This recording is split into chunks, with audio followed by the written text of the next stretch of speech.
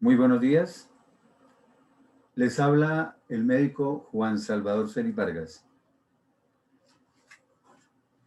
Esta videocolumna, que ya algunos la conocen, es la de medicina y salud. Saben que tengo otras videocolumnas como la opinión del ciudadano y otra que es el mensaje bíblico. Hoy hablo como médico sobre la situación de la pandemia en Colombia, pero principalmente aquí en Bogotá, donde resido. ¿Quién nos recuerda las siguientes palabras? En Bogotá no volveremos a implantar confinamientos, ni cuarentenas, ni mucho menos toques de queda. Esas son palabras de la alcaldesa Claudia López, que dijo hace unas semanas. Y ahí estamos, en toque de queda, o cuarentena o confinamiento, para mí es exactamente igual, en 3 localidades, en Usaquén, en Suba y en Gativá.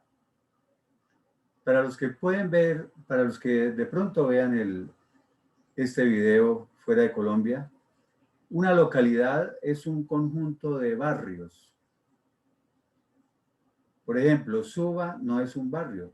Suba es la reunión de muchos barrios, al igual que Usaquén, al igual que Engativá. Y ayer precisamente mencionó que van a entrar en toque de queda o cuarentena o confinamiento a partir del próximo martes las localidades de Kennedy, Fontibón y Teusaquillo. Hoy es viernes 8 de enero del año 2021.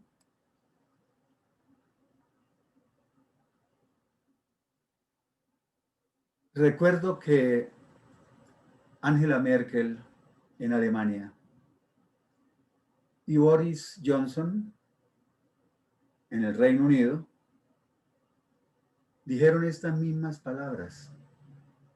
Jamás se volverá a implantar una cuarentena o un confinamiento en Alemania, dijo Angela Merkel. Y lo mismo dijo Boris Johnson.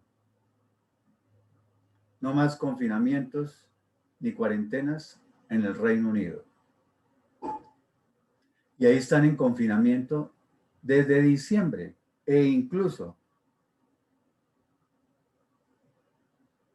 aumentaron ese confinamiento, esa cuarentena, que está desde los primeros días de diciembre hasta febrero. Algunos países hasta el 31 de enero, otros ya ampliaron hasta mitad de febrero. O sea, tuvieron que comerse sus palabras. Y así le ocurrió a Claudia López aquí en Bogotá. Otras palabras de Claudia López fueron: no hay, pero no le echemos solo la culpa a la alcaldesa Claudia López. El secretario de Salud también lo dijo, el secretario de Salud de Bogotá. No hay el mínimo riesgo de que colapsen las UCI, o sea, las unidades de cuidados intensivos. Tenemos la capacidad para aumentar el número de camas UCI. O sea, al decir esto, que hay la capacidad para aumentar el número de camas UCI, creo que lo dijeron hace ya unas 2 o 3 semanas. Están queriendo decir que lo importante es que haya camas UCI suficientes. O sea, no importa cuántas personas se mueran, ni las secuelas que puede dejar este COVID-19.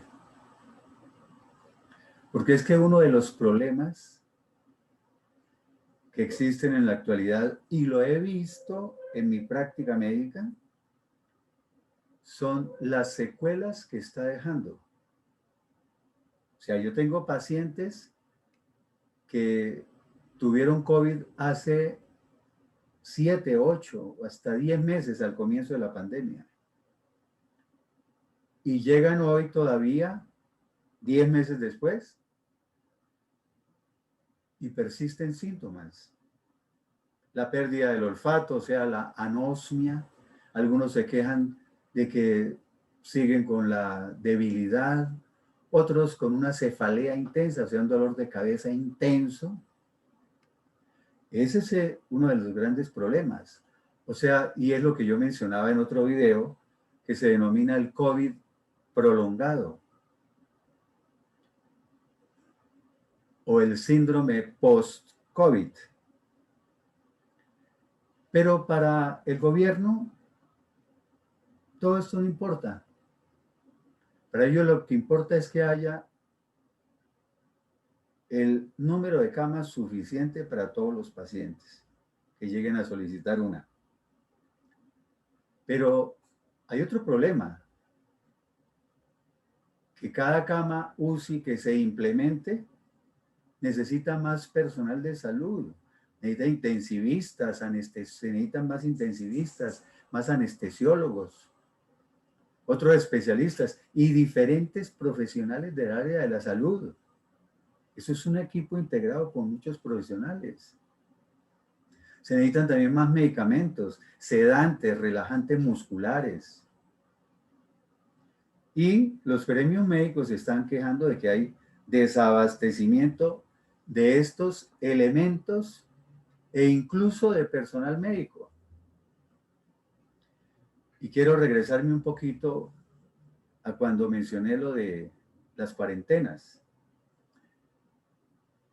Hay una periodista que hace parte de la mesa de trabajo de la emisora radial La Blue de Caracol.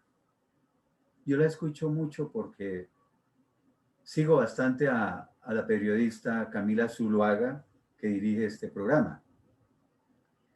Y ella dijo que en Alemania, en el Reino Unido y otros países europeos habían implantado estas medidas y estas restricciones severas en enero, porque en enero ya pasaron los días de Navidad y que el comercio en enero está bastante disminuido, entonces que no se va a perder casi nada. Pero eso es una falsedad. ¿Por qué? Porque, repito, como lo dije al comienzo, algunos países de esos implantaron todas estas restricciones severas desde comienzos de diciembre, con Navidad incluida y festividades y centros comerciales cerrados y todas cosas. O sea, a mí no me gusta que se digan cosas que no son ciertas. Bueno, un tercer punto que quiero tocar es en cuanto al número de casos. O sea, los casos diarios que son reportados por el presidente Duque en su programa, esos son apenas un reflejo de los que hay verdaderamente. ¿Ya?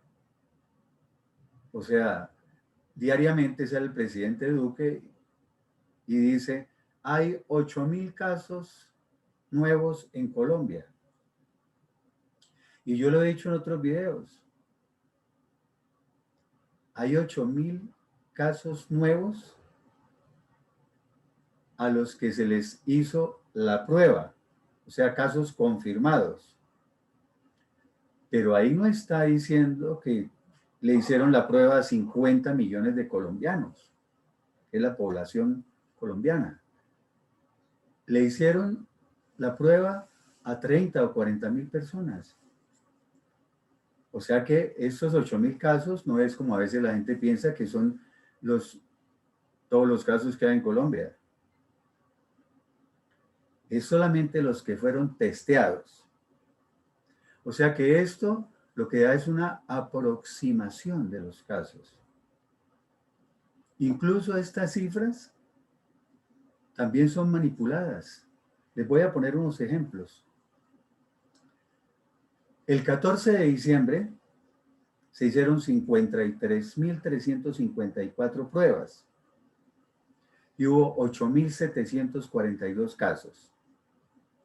Desde el 15 de diciembre hasta el 19, o sea, durante 5 días, se hicieron más de 60.000 pruebas diarias y se dispararon los casos a 12.000, 13.000, 14.000 casos diarios.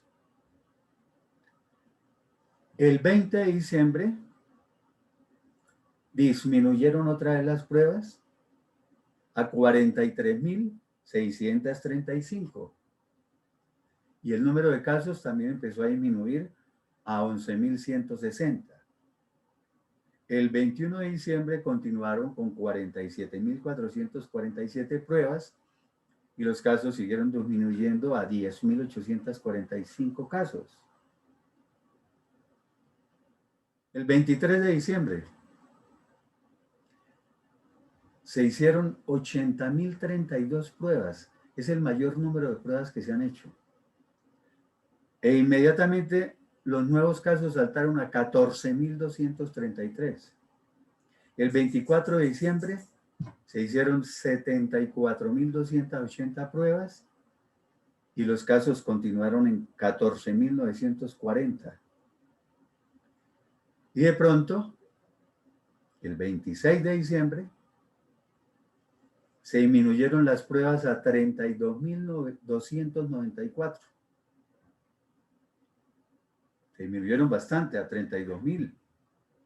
Y el número de casos también disminuyó a 10.196. El 27 de diciembre las pruebas continuaron en ese rango, 39.617 pruebas, y el número de casos disminuyó a 9.594. El 28 de diciembre las pruebas, 38.327, y el número de casos, 9.310. Bueno, incluso recuerdo que en noviembre, cuando se estaba promocionando todo eso del Black Friday, famoso Viernes Negro, los días sin IVA, le dieron la prima de Navidad adelantada para que la gente saliera a comprar, e hicieron lo del Gran Finde, que eran esos fines de semana promocionando el turismo, con grandes descuentos y sin IVA. Las pruebas alcanzaron a bajar los casos nuevos alcanzaron a bajar hasta 6.000 casos y 5.000 y pico de casos. Muchísimo disminuyeron. Pero si alguien ha seguido todas estas estadísticas como lo he seguido yo, se dan cuenta que incluso llegaron a hacer 25.000 pruebas. Entonces por ahí empiezan a pensar, como que hay una conveniencia ahí de aumentar o disminuir el número de pruebas para que aumenten o disminuyan el número de casos. El 29 de diciembre, las pruebas nuevamente subieron a 69.671. ¿Qué sucedió? 11.015 casos, comenzaron a subir los casos. El 30 de diciembre, 68.313 pruebas y aumentaron un poco más los casos, 11.639 casos. El 31 de diciembre, 85.539 pruebas. Y el número de casos se disparó a 16.314. El 1 de enero, como por arte de magia, ¿qué sucedió? Hicieron 39.691 pruebas nada más. Y el número de casos disminuyó abruptamente a 12.105. El 2 de enero, 30.897 pruebas. Siguió disminuyendo el número de casos a 11.528. Y el 3 de enero, 33.977 pruebas. Y el número de casos disminuyó a 9.412. es lógico pensar que si hacen 25.000 pruebas, el número de casos se disminuye a 7.000. Entonces, esto cualquier persona se da cuenta que a mayor número de pruebas, pues hay mayor número de casos. Pero es que lo que se ve es que son manejadas de acuerdo a las festividades, al comercio, a lo que les conviene. ¿Ya? El 4 de enero, 48.289 pruebas, un poquito más de pruebas y subió un poquito el número de casos, 10.311 casos. Pero el 5, 6 y 7 de enero, esos 3 días se hicieron más de 60.000 pruebas. ¿Qué sucedió? El 5 y 6 de enero, entonces se presentaron más de 16.000 casos. Y el 7 de enero, más de 17.000 casos. O sea, ayer, 7 de enero, fueron 17.500 y pico de casos. Entonces, es como de acuerdo a lo que al gobierno le conviene. Si estamos en pleno diciembre, festividades, viajes, turismo, y como el gobierno piensa solo en la reactivación económica, por encima de la salud, manejan estas cifras de acuerdo a eso. ¿Y qué tiene, y con qué fin se manejan así? Muy fácil. La gente ve que el número de casos disminuye, pues se confían y empiezan a decir que van a viajar y que se van para no sé dónde, que se van para sí sé cuándo, todo eso. Esa es una de las estrategias. Ahora, hay una cosa de Claudia López que no me gusta mucho.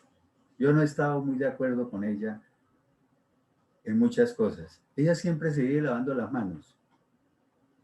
Ahorita ya dijo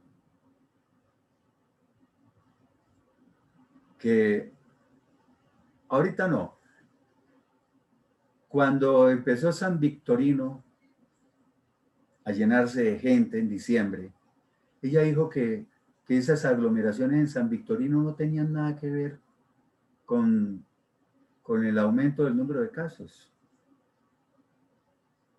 Entonces todos sabemos las aglomeraciones que había en San Victorino tan tenaces. Pero también en diciembre aumentó el aforo del transporte público hasta el 70%, aunque ya nos estábamos dando cuenta que esos buses del transporte público, sea Transmilenio o los del ¿cómo es que llaman? Bueno, todo el transporte público ya estaba, pero a reventar, eso pasaban esos buses completamente llenos. Sin embargo, dijo que aumentara 70% el aforo. También se le olvida lo de la final del fútbol colombiano. Cuando hubo la final del fútbol colombiano en diciembre con los equipos de América y Santa Fe, las barras de esos equipos hicieron grandes aglomeraciones. Hubo prácticamente multitudes en las calles en Bogotá. Y ella dijo que no, que eso no importaba, que eso no influía en el aumento del número de casos. Entonces, que no se saque, como dicen, en limpio, porque ella siempre es a lavarse las manos. Otra cosa que llamó mi atención en el programa diario del presidente Duque es que insistió en que el 67% de los casos están concentrados solamente en 5 municipios. Pero enfatizó muchísimo en eso. Y yo me pregunté por qué está afirmando tanto o sí, enfatizando tanto en esto. Pero después entendí la razón. Porque lo hizo con el propósito de que la gente siga viajando a los otros sitios donde hay menor número de casos y no se detenga la reactivación económica. Por eso incluso habló de otros gran fin de. Para los que no saben qué es eso, es gran fin de semana. O sea, donde venden paquetes turísticos con grandes descuentos y sin IVA. Y ya estaba hablando, no sé si implantó eso o no, si lo decretó o no, pero estaba hablando de otros gran fin de a municipios donde hubiera menor número de casos. Por eso insistía tanto lo del 67% concentrado, el mayor número de casos en esos 5 municipios. Esa es también la razón por la cual en este toque de queda llama la atención que la gente puede seguir viajando por todo el país. O sea, no hay restricciones para viajar. Y en los medios de comunicación insisten mucho en eso, que se puede viajar libremente. Entonces, como incoherente, ¿no? ¿Estamos en toque de queda o no? Bueno. Pero ya no pueden seguir maquillando las cifras tan fácilmente, porque la personería de Bogotá, con el personero Julián Pinilla a la cabeza, comprobó que las cifras que daban el secretario de Salud y la alcaldesa eran falsas en cuanto al porcentaje de ocupación de las camas UCI aquí en Bogotá. Y que ese porcentaje de ocupación de dichas camas es mucho mayor que las cifras que ellos estaban comunicando. Un ejemplo, salía el secretario de Salud, salía la alcaldesa diciendo que el hospital tal tenía una ocupación de camas UCI del 55%, y el personero verificó que había casos en los que ya estaba 100% copado. Y también hay que creerles a las asociaciones médicas, a los directivos de clínicas y hospitales, y a los médicos que están metiendo al hombre día y noche a costa de su propia vida, que salían y siguen saliendo en televisión y en los medios radiales a decir que está todo copado, que está al 100%. Entonces el secretario de Salud salió con una excusa un poquito infantil, ¿no? Es que a mí como me llegan los datos de la ocupación esos datos bastante atrasados. No, nosotros tenemos que pensar también, no solamente en la reactivación económica, que a todos nos ha afectado, a mí me ha afectado muchísimo, pero hay que pensar también en la salud de las personas. Imagínense que toda la gente quede con secuelas y no sabemos cuánto les vaya a durar un país enfermo. Mayores consultas en las instituciones de salud. Eso también es costos para el gobierno. Pero también tenemos que pensar en la vida de los médicos, hombre, que están trabajando en primera línea. Yo trabajo en mi consultorio médico particular, no tengo ningún problema.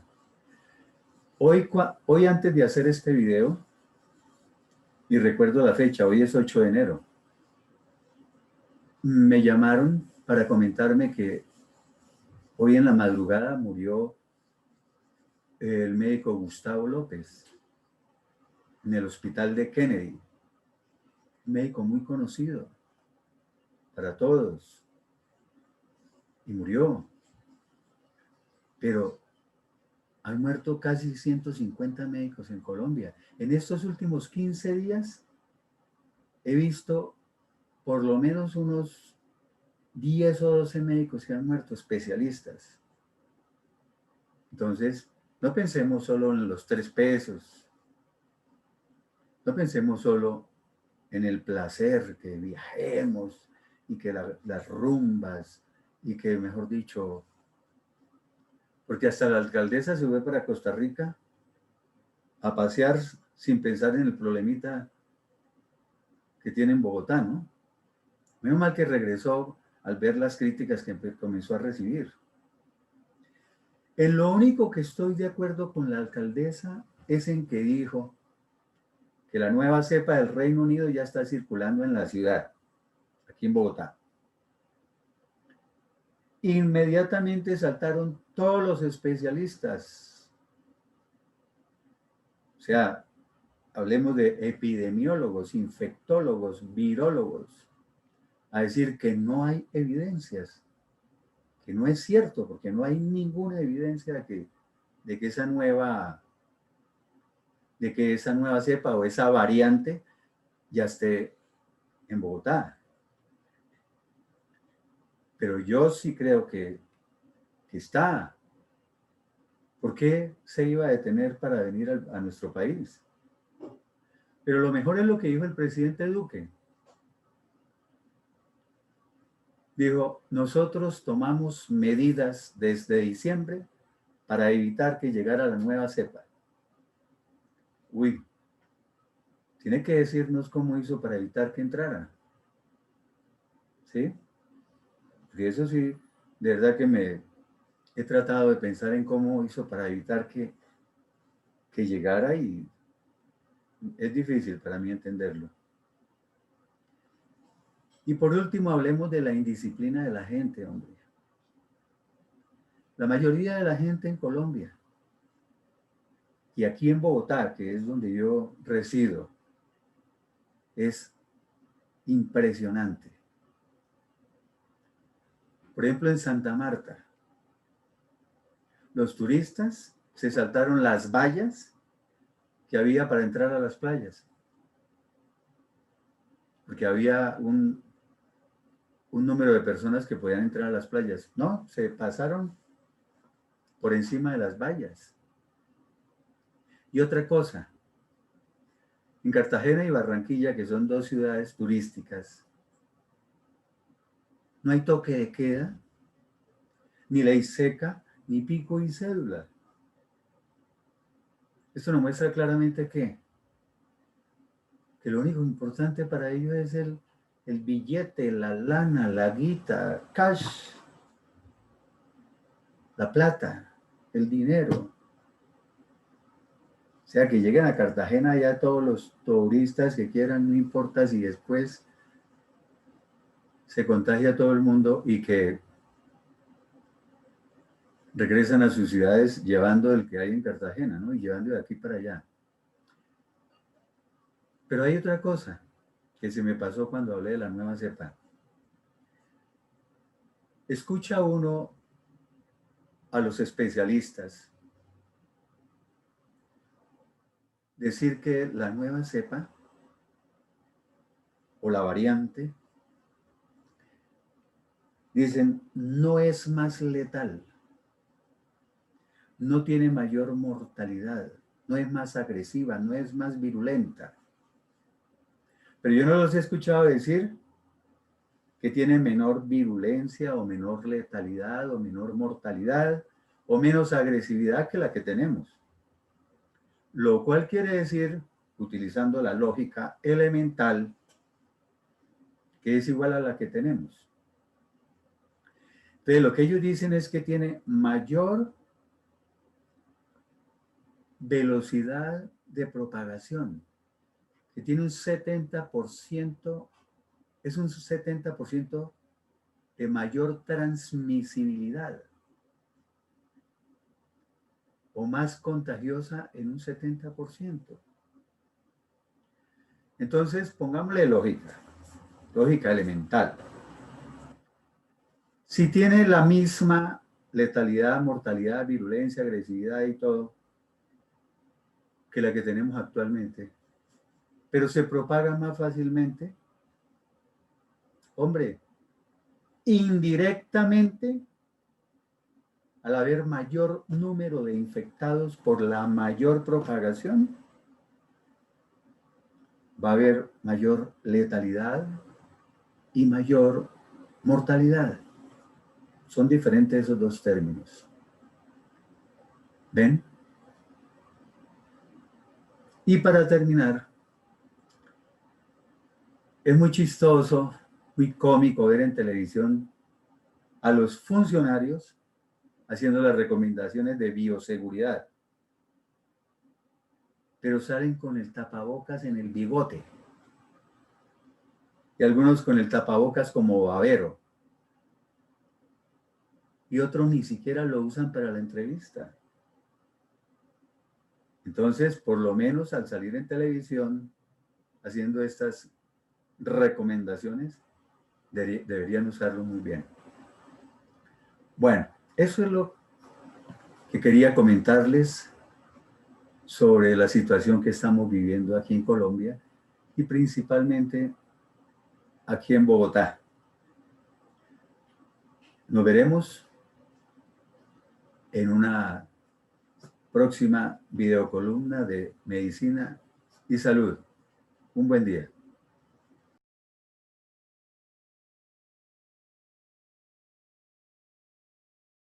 Un buen día.